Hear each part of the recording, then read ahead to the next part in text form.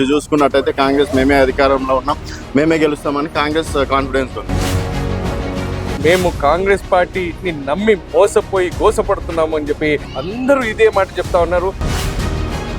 సునీతమ్మ గారు ఎప్పుడైతే నామినేషన్ వేశారో అప్పటి నుంచి అడుగడుగున దొంగేడుపు ఎలక్షన్స్ కోసం అని చెప్పేసి అట్లా అవమానించడం, తర్వాత రెండో భార్య అని చెప్పేసి అట్లా అవమానించడం, పదే పదే అవమానాలకు గురి చేస్తున్నారు కదా. వాళ్ళు ఎన్ని మాటలు చెప్పినా, వాళ్ళు ఎన్ని కట్టుకథలు చెప్పినా వాళ్ళు ఒక భ్రమలో ఉంటున్నారు. ఎన్నో సమస్యలు ఉంటే రాష్ట్రాన్ని నడిపే మంత్రులు ఈరోజు అందరూ కూడా ఇక్కడ గల్లీలలో దిగినట్టునే ఈరోజు అర్థమైపోతా ఉంది. డైరెక్ట్ క్యాండిడేట్ బెదిరిస్తున్నటువంటి పరిస్థితి. మీరేమో మాజీ ఎమ్మెల్యే, మరి ఎవరు కూడా నాన్ లోకల్ గడప దాటరు జూబ్లీహిల్స్ అని చెప్పేసి ఈ విధంగా మాట్లాడడాన్ని ఏ విధంగా చూస్తారు? సీఎం రేవంత్ రెడ్డి వాళ్ళ పార్టీ అధినేత మరి ఆ రోజు అసెంబ్లీ సాక్షిగా బెదిరించిన దాఖలాలను మనం చూసినాం. మరి అదే ధోరణిలో ఈరోజు నవీన్ యాదవ్ పోతా ఉన్నాడు. మరి నవీన్ యాదవ్ లాంటి మనిషి గెలిస్తే జూబ్లీహిల్స్ పరిస్థితి ఏ విధంగా ఉంటుంది, అందరు లా అండ్ ఆర్డర్ పూర్తిగా ఫెయిల్ అవుతుందని ప్రజలకు అందరికీ కూడా తెలుసు. వెల్కమ్ టు తెలంగాణ వెలుగు. ప్రస్తుతం మనం జూబ్లీహిల్స్ నియోజకవర్గంలో ఉన్నాం. మనతో పాటు మాజీ ఎమ్మెల్యే రోహిత్ రెడ్డి గారు ఉన్నారు. సో రోహిత్ రెడ్డి గారు చెప్పండి, ఏ విధంగా నడుస్తున్నాయి ఎలక్షన్స్? ఇటు చూసుకున్నట్టయితే కాంగ్రెస్ మేమే అధికారంలో ఉన్నాం, మేమే గెలుస్తామని కాంగ్రెస్ కాన్ఫిడెన్స్ ఉంది. మీరేమో డెఫినెట్ గా ప్రజలు మమ్మల్ని ఆశీర్వదిస్తారని మీరు అంటున్నారు. సో ఎవరిది నమ్మచ్చు? మీ జనం పల్స్ ఏమని? మేము గత వారం 10 రోజుల నుంచి ఇక్కడ ప్రతి గల్లీ తిరుగుతూ ఉన్నాము, ప్రజల్ని కలుస్తుంటా ఉన్నాము, ప్రజల అభిప్రాయాలను తెలుసుకుంటా ఉన్నాం. ఇప్పుడు ఈ రోజే మీరు చూసినట్టయితే మరి గత గంట సేపటి నుంచి మీరు కూడా మాత్రమే తిరుగుతూ ఉన్నారు. ప్రజల నుంచి విశేష స్పందన కనిపిస్తూ ఉంది. ప్రజలందరూ కూడా ఈరోజు మేము బీఆర్ఎస్ని కోరుకుంటున్నాము, మేము కాంగ్రెస్ పార్టీని నమ్మి మోసపోయి గోసపడుతున్నాము అని చెప్పి ప్రతి ఒక్కరు కూడా, పెద్ద చిన్న అమ్మ అక్క అనే తేడా లేకుండా ప్రతి ఒక్కరు కూడా అందరూ ఇదే మాట చెప్తా ఉన్నారు. అసలు ఎక్కడికి, ఏ గల్లీలోకి వెళ్ళినా, ఎక్కడికి పోయినా కానీ ఘన స్వాగతాలు పలుకుతా ఉన్నారు.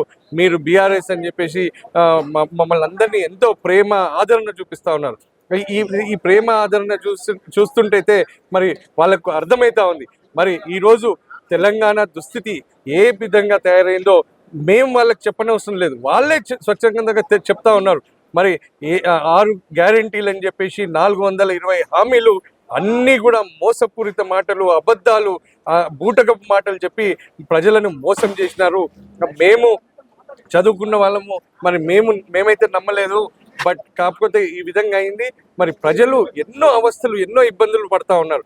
మరి 10 సంవత్సరాల్లో లేని కష్టాలను మళ్ళీ ఇప్పుడు కొత్తగా జూబ్లీహిల్స్ ప్రజలు చూస్తూ ఉన్నారు. మరి ముఖ్యమైన సమస్యలు 2-3 మా దృష్టికి వచ్చినాయి. మరి గతంలో ఎన్నడూ కూడా బీఆర్ఎస్ ప్రభుత్వం ఉన్నప్పుడు ఏ ఒక్క రోజు కూడా ఒక్క కుళాయికి కూడా, ఒక్క నల్లకు కూడా బిల్లు వేసిన దాఖలాలు లేవు.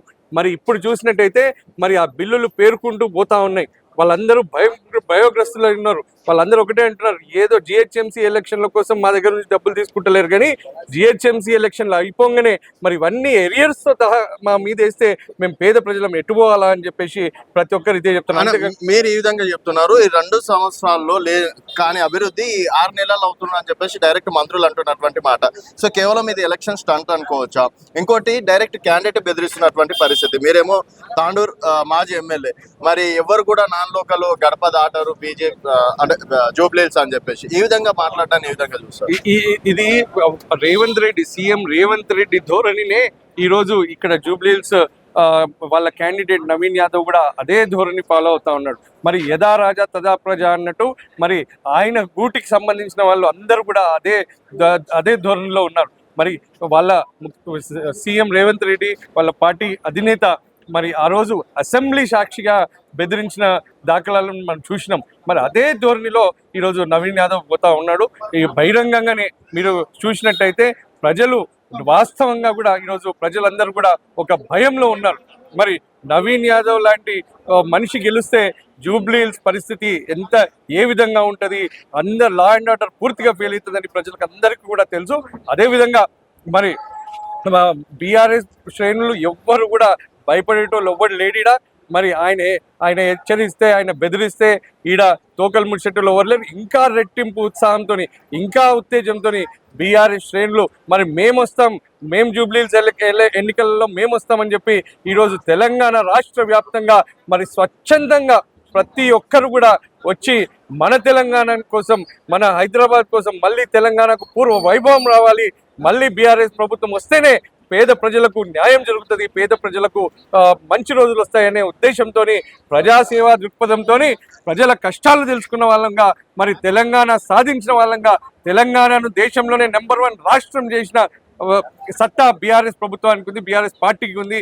మేమందరం కూడా ప్రజాసేవా దృక్పథంతో ప్రజల సమస్యల పరిష్కరణ కోసం, ప్రాంత అభివృద్ధి కోసం పనిచేస్తే వాళ్ళేమో ఈరోజు బెదిరింపులు, రౌడీజం, గూండాయిజం చేస్తూ మరి ఈ ధోరణి ఉంది. సో రోహిత్ రెడ్డి గారు, మీరు గతంలో కూడా ఎమ్మెల్యే గెలిచారు కాబట్టి మీకు జనాల పల్స అంటే ఏ విధంగా ఉంటుందో తెలుసు. ఆల్రెడీ అజరుద్దీన్ గారికి మంత్రి పదవి ఇస్తున్నటువంటి పరిస్థితి. సో 1,00,000 ఓటర్లు ఉన్నారని చెప్పేసి మైనార్టీని వన్ సైడ్ చేసుకునేటువంటి పరిస్థితులు చూస్తున్నాం. అండ్ ప్రతి ఏరియాకి ఇద్దరిద్దరు మంత్రులను నియమించినటువంటి పరిస్థితి. సో ఈ మాయా బజార్ అనుకోవచ్చు, లేకపోతే ఇంత పెద్ద కురుక్షేత్రంలో మీ బలాలేంటి? ఈరోజు చూసినట్టయితే మరి ఈరోజు ఓటమి భయంతోనే ఈరోజు ఒక్కొక్క డివిజన్లో ఇద్దరిద్దరు మంత్రులను, ఎంతో మంది ఎమ్మెల్యేలను, ఎంపీలను ఈరోజు నియమించడం జరిగింది. దాంతోనే అర్థమైపోతా ఉంది ఆల్రెడీ వాళ్ళు డిఫెన్స్లో పడిపోయినారు, వాళ్ళకు ఓటమి భయం అనేది ప్రారంభమైంది. అంతేకాకుండా ఈరోజు మీరు చూసినట్టయితే అజరుద్దీన్ గారికి మరి ఈరోజు వాస్తవంగా ఆయనకు రావాల్సిన టికెట్ ఇది జూబ్లీహిల్స్ అనేది. మరి గతంలో కూడా ఆయన ఇక్కడ నుంచి నిలబడిన విషయం అందరికి కూడా తెలుసు.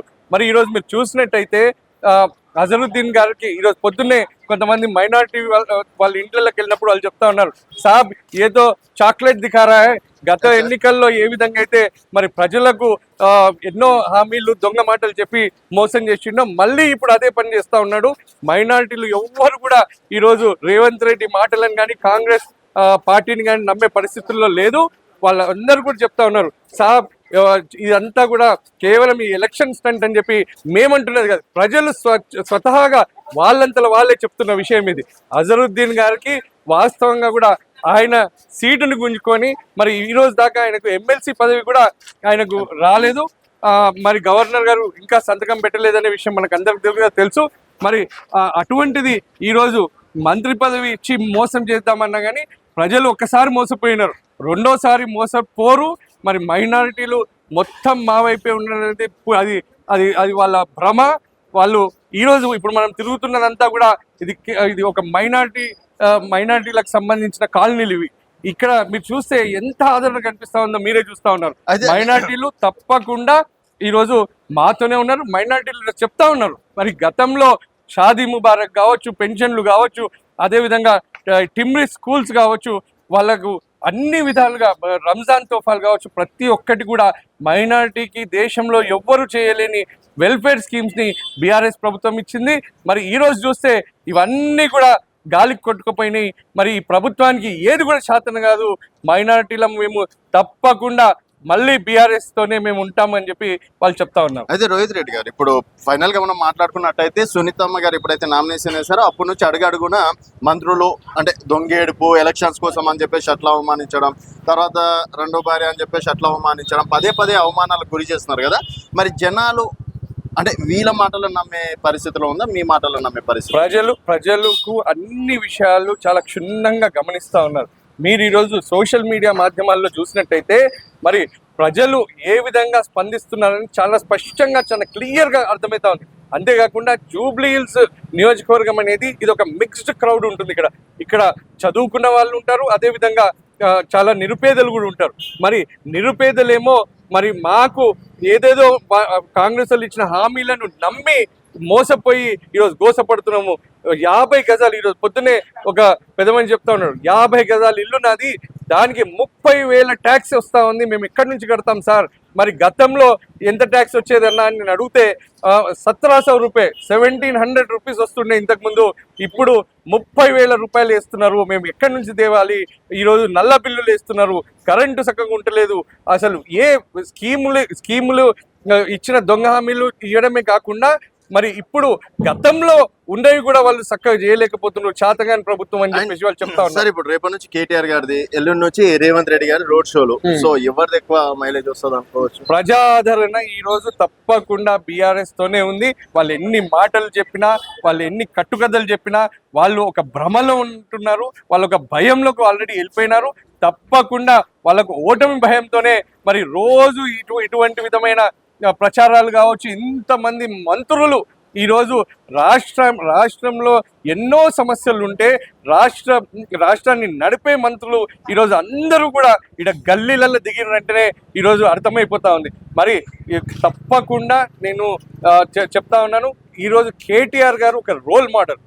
ఆయన ప్రపంచ దేశాలన్నీ కూడా హైదరాబాద్ వైపు చూసేటట్టు చేసిన ఘనత ఈరోజు కేటీఆర్ గారికి దక్కింది. మరి ఈరోజు రేవంత్ రెడ్డి గురించి మనం మాట్లాడుకున్నట్టయితే ఒక రౌడీ ధోరణి, అసలు ఏమి చేత కాదు, వచ్చిన కంపెనీలను కూడా నిలబెట్టుకోనికి చేతగాని మనిషి ఈరోజు నిరుపేదలను మోసం చేసిన వ్యక్తి అని చెప్పేసి ఈరోజు చెప్తా ఉన్నారు. అంతేకాదు, గతంలో మీరు చూసినట్టయితే ఇక్కడ ఎడ్యుకేటెడ్స్ కూడా చాలా మంది ఉన్నారు. వాళ్ళు చెప్తా ఉన్నారు, మేము చెప్పాల్సిన అవసరం రావట్లా, వాళ్ళే చెప్తా ఉన్నారు. గతంలో ఈవెన్ కోవిడ్ టైంలో కూడా మరి ఫ్లైఓవర్లు, రోడ్ల అభివృద్ధి అన్ని జరిగినాయి. ఈ రోజు రోడ్ల దుస్థితి చూడండి, 48 ఫ్లైఓవర్లు కట్టిన ఘనత బీఆర్ఎస్ ప్రభుత్వానికి దక్కితే గత 2 సంవత్సరాల్లో ఒక్క కొత్త రోడ్డు కూడా మరి వాళ్ళు ఇనాగ్రేట్ కొత్తది అనౌన్స్ చేయలేకపోయారు. సో November 14న మీ కాన్ఫిడెన్స్ ఈ విధంగానే ఉంటుంది? తప్పకుండా 100%. మరి రోజుకి పెరుగుతున్న ఆదరణ, మరి ఎదుటి వాళ్ళు కాంగ్రెస్ వాళ్ళపైన పెరుగుతున్న ద్వేషాన్ని చూస్తున్నట్టయితే బంపర్ మెజారిటీతో 14వ తారీఖు రోజు జూబ్లీ హిల్స్ రిజల్ట్ మనం ఓపెన్ చేసినాక మాగంటి సునీత గోపీనాథ్ గారు బంపర్ మెజారిటీతోని గెలవడం ఖాయం అని చెప్పి నేను తెలంగాణ వెల్ఫ్ ఛానల్ నుంచి ఛాలెంజ్ అనుకోవచ్చు. 100% we are ready to face the challenge. పక్కా 14th కలుద్దాం తప్పకుండా. ఇదే కాన్ఫిడెన్స్. Thank you. మాట్లాడతారా చూద్దాం. 100%. సో ఇది రోహిత్ రెడ్డి గారు.